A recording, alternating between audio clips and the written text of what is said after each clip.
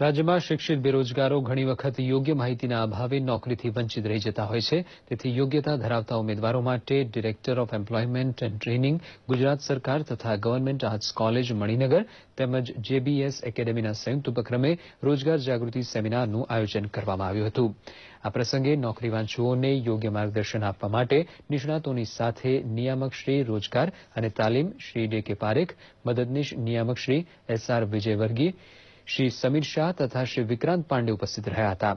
વિદ્યાર્થીઓને નોકરી મેળવ્યા બાદ ખંત અને મહેનતથી પોતાના ક્ષેત્રમાં કાઠું કાઢવા માટે નિષ્ણાતો દ્વારા પ્રેરણા આપવામાં આવી હતી.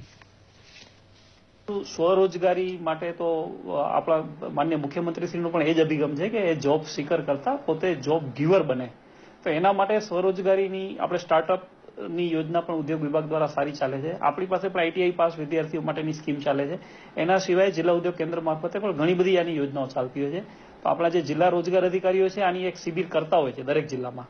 તો અમારો અભિગમ છે કે અમે એક ડિસેમ્બર માસમાં એક માસ જોબ ફેર કરવા જઈ રહ્યા છીએ. અને એ જે જોબ ફેર કરશું એની અંદર અમે આ સ્વરોજગારીનું પણ એક વિગતો આપતું જુદા જુદા સરકારના તમામ વિભાગો સ્વરોજગારીની યોજનાઓની માહિતી આપે તો એ સીધી યુવાનો સુધી પહોંચે એવો અમારો અભિગમ છે.